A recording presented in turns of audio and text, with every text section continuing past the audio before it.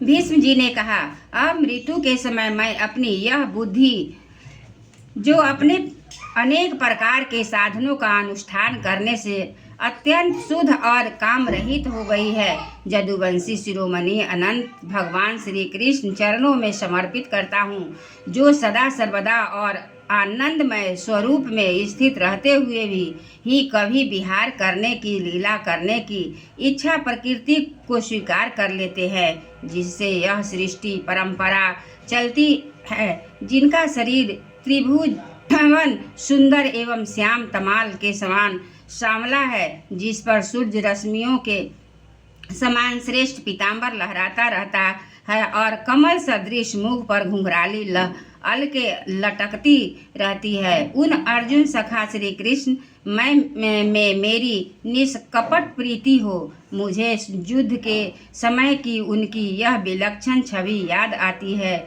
उनके मुख पर लहराते हुए घुंघराले बाल घोड़ों की टाप की धूल से मटमैले हो गए थे और पसीने की छोटी छोटी बूंदें शोभायमान हो रही थी।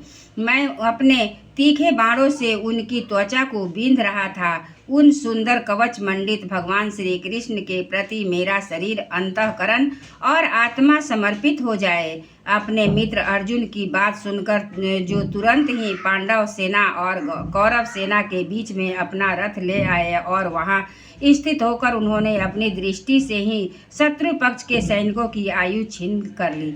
उन पार्थ सखा भगवान श्री कृष्ण में मेरी परम प्रीति हो। अर्जुन ने जब दूर से कौरवों की सेना के मुखिया हम लोगों को देखा, तब पाप समझकर वह अपने स्वजनों के वध से विमुख हो गए। उस समय उन्होंने गीता के रूप में आत्मविद्या का उपदेश करके उसके सामयिक अज्ञान का नाश कर दिया। उस परम पुरुष भगवान श्री कृष्ण के चरणों में मेरी प्रीति बनी रहे। मैंने प्रतिज्ञा कर ली थी कि मैं श्री कृष्ण को शस्त्र ग्रहण कराकर छोड़ूंगा।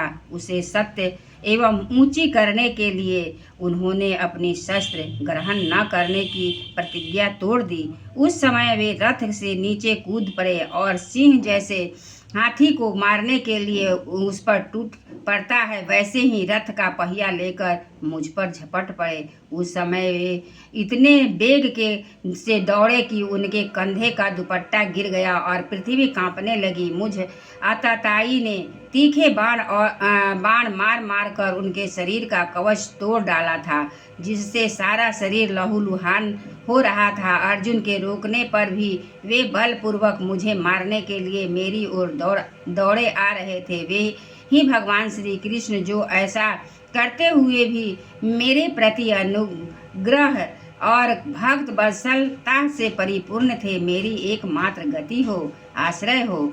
अर्जुन के रथ की रक्षा वे सावधान जिन श्री कृष्ण के बाएं हाथ में घोड़ों की रास थी और दाहिने हाथ में चाबुक, उन दोनों के शोभा से उस समय जिनकी अपूर्व छवि बन गई थी और महाभारत युद्ध में मरने वाले वीर जिनकी इस छवि को दर्शन करते रहने के कारण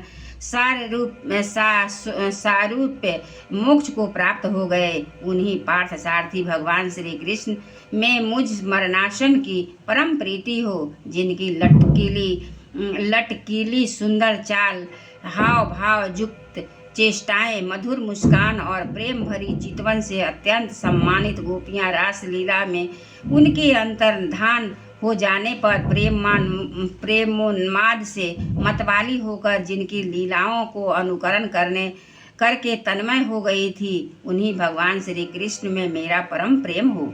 जिस समय युधिष्ठिर का राजसूय जग हो रहा था, मुनियों और बड़े बड़े राजाओं से मेरी भरी हुई सभा में सबसे पहले सबकी ओर से उन्हीं सबके दर्शनीय भगवान श्री कृष्ण की मेरी आंखों के सामने पूजा हुई थी। वे ही सबके आत्मा प्रभु आज इस मृत्यु के समय मेरे सामने खड़े हैं। जैसे एक ही सूर्य अनेक आँखों से अनेक रूपों में दिखते हैं, वैसे ही अजन्मा भगवान श्री कृष्ण अपने ही द्वारा रचित अनेक शरीरधारियों के हृदय में अनेक रूप में जान पड़ते हैं। वास्तव में तो वे एक और सबके हृदय में विराजमान हैं ही। उन्हीं उन भगवान श्री कृष्ण को मैं भेद भ्रम से रहित होकर प्राप्त हो गया हूँ। सूत जी कहते हैं, इस प्रकार भीष्म पितामह ने मन, वाणी और दृष्टि की वृत्तियों से आत्मस्वरूप भगवान श्री कृष्ण अपने आप को लीन कर लिया।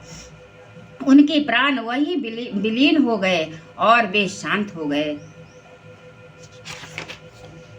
उन्हें अनंत ब्रह्म में लीन जानकर सब लोग वैसे ही चुप हो गए जैसे दिन के बीत जाने पर पक्षियों का कलरव शांत हो जाता है। उस समय देवता और मनुष्य नगाड़े बजाने लगे। साधु स्वभाव के राजा उनकी प्रशंसा करने लगे और आकाश से पुष्पों की वर्षा होने लगी। शौनक जी युधिष्ठिर ने उनके मृत शरीर की अंत्येष्टि क्रिया कराई और कुछ समय के लिए वे शोक मग्न हो गए।